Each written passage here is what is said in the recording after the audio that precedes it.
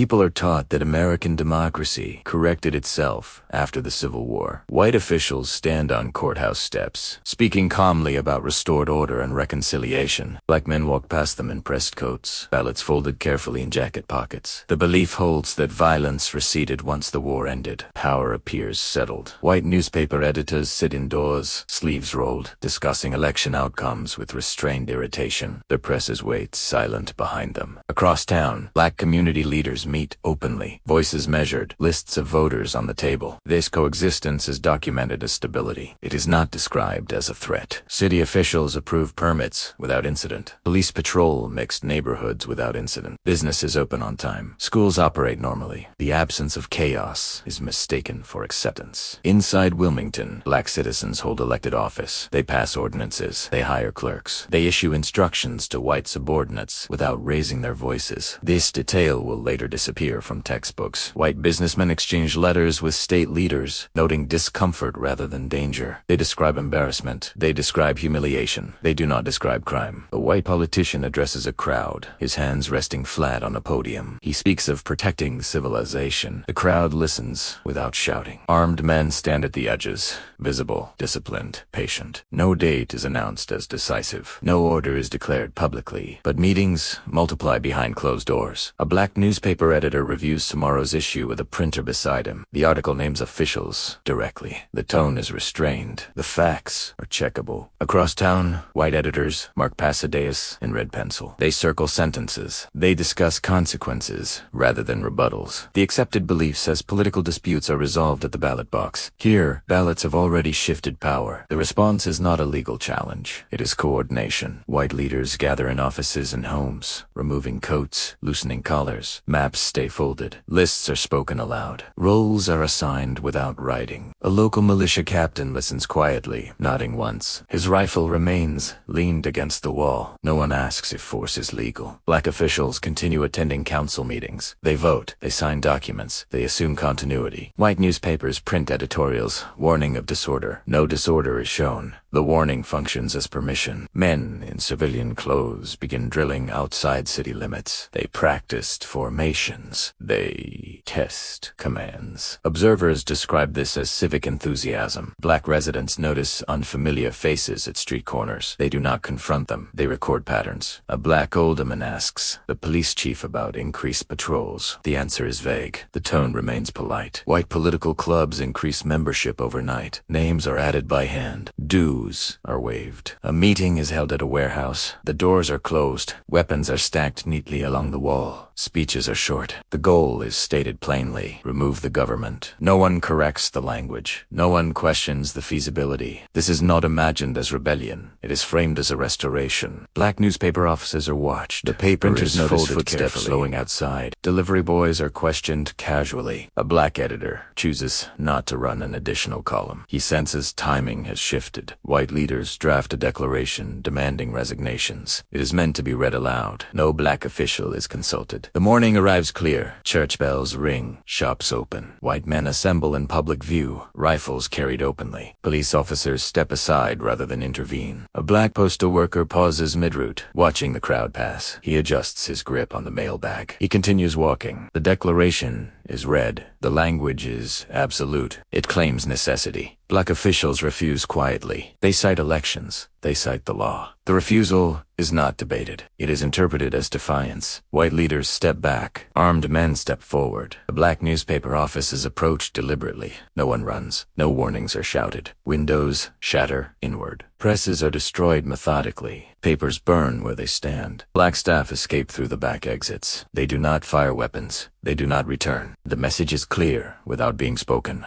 Gunfire is heard elsewhere in the city, not sustained, targeted. Black residents barricade doors. Some flee toward swamps and outskirts. Others stay, trusting law enforcement. Law enforcement does not arrive. White armed groups move street by street. They check houses. They remove individuals by name. Some black men are marched publicly. Others are not seen again. No court orders are produced. No warrants are shown. The city government collapses within hours. Elected black officials are forced out physically. A white leader is installed as mayor without an election. He takes the oath calmly. This moment will later be called a riot. State officials issue statements praising restored order. They do not mention the removal of elected officials. Militia units are recognized retroactively. Their actions are legalized after completion. Black citizens return cautiously to damaged neighborhoods. Homes are looted. Businesses are gone. A black man asks when elections will resume. No answer is given. White newspapers print images of chaos without identifying perpetrators. They describe black youth. The narrative hardens immediately. Survivors attempt to file complaints. Courts delay hearings indefinitely. Some black leaders leave the state permanently. Their positions remain vacant. Voting laws are rewritten quietly. Literacy tests appear. Poll taxes appear. White officials claim these measures ensure stability. The city's demographic balance shifts rapidly. Black political presence disappears within months. Northern newspapers reduce coverage. The event loses urgency. Histories are written, emphasizing reconciliation. The coup is reframed as unrest. Children attend schools where the event is summarized in paragraphs. Names are omitted. Photographs circulate without captions. The mechanism is complete. Power has changed hands. Records are adjusted. Memory is managed. The belief in democratic correction survives untouched. The people removed from office are not remembered as officials. They are remembered, if at all, as victims. That distinction matters, because institutions respond differently to victims than to equals. Years pass. The new order stabilizes. No investigation is reopened. The silence becomes instructional. Modern textbooks mention Wilmington briefly. They avoid the word coup. The act is minimized through vocabulary. This is not accidental. Educational boards approve language that avoids institutional blame. Media references focus on violence without agency. Responsibility dissolves into the atmosphere. The city moves forward economically. Tourism materials highlight architecture. The removal of a multiracial government is absent from plaques. This is the consequence of successful power reversal. When force succeeds, it does not need justification. It needs normalization. And normalization requires silence. The people who planned the overthrow remain honored locally. Their coordination is reframed as leadership. The men they removed remain unnamed. Coup ends. The system continues, and the record closes before accountability begins. The record closes, but enforcement does not stop. White officials sit at desks once occupied by elected black men. They sign documents using the same seals. Authority looks uninterrupted. Police rosters are revised quietly. Black officers are reassigned, then removed. Uniforms are collected without explanation. A black school principal is told that funding has been delayed. The delay becomes permanent. City budgets redirect resources toward infrastructure, benefiting white districts. The decisions are logged as neutral. Former black council members attempt to convene privately. Venues cancel reservations without stating reasons. Banks reassess risk profiles. Loans to black businesses are declined systematically. Paperwork cites instability. White merchants expand storefronts vacated after the violence. Ownership changes hands without an auction. Newspapers publish editorials praising calm governance. They avoid naming the transition. State leaders reference Wilmington as proof that disorder can be managed locally. No corrective measures are proposed. Federal officials receive reports framed as communal unrest. They file them without escalation. The absence of intervention becomes precedent. Election laws change again. Registration requirements narrow further. A black farmer attempts to register. He is turned away for incomplete documentation.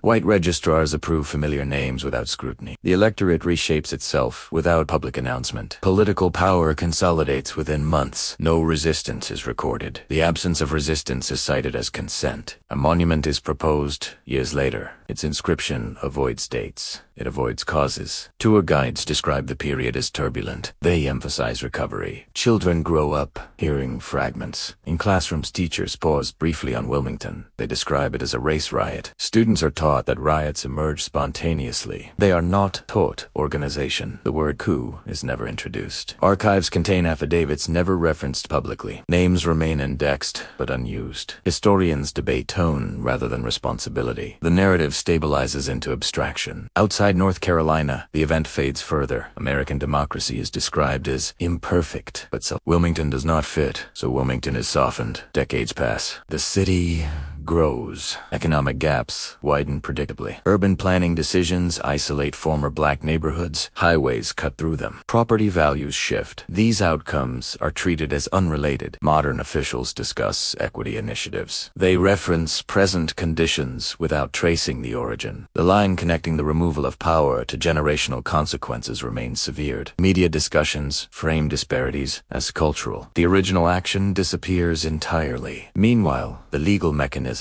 used in Wilmington reappear elsewhere. Disenfranchisement spreads statewide. Other states observe quietly. The method is repeatable. Force removes leadership. Law normalizes removal. Narrative erases intent. This sequence does not require repetition of violence. It requires memory control. By the mid-20th century, Wilmington was absent from national consciousness. Civil rights leaders reference lynchings and segregation. They rarely reference coups. The omission is strategic. Acknowledging a successful coup inside U.S. borders disrupts institutional legitimacy, so the event remains mislabeled. In modern debates, commentators argue that coups do not happen here. They cite continuity of institutions. They are technically correct. Institutions continued. They simply changed hands through force. Public memory holds riots as chaos. Coups require intent. Intent assigns responsibility. Responsibility threatens precedent. Educational publishers choose safer framing. Curricula are approved. Generations pass without exposure. Descendants of removed officials live ordinary lives. Their lineage of authority ends abruptly. The families who planned the overthrow retain social capital. This imbalance persists without discussion. Occasionally, scholars revisit the records. They publish articles. The language remains cautious. Mainstream coverage describes reevaluation. It avoids admission. Local commemorations focus on healing. Healing without accountability preserves silence. In the present day, public officials reference democratic resilience. They do not mention Wilmington. When asked directly, institutions acknowledge violence. They avoid the word overthrow. This avoidance is deliberate because coups are not anomalies. They are mechanisms. Wilmington proves the mechanism can succeed domestically, and success eliminates the need for repetition. The lesson is absorbed quietly. Power learns. So does silence. The men who planned the coup did not need to justify themselves. History justified them through omission. That omission required cooperation across institutions, media, education, law. None acted alone. The result is stable narrative control. When modern viewers learn of Wilmington, they encounter confusion. The contradiction feels unsettling.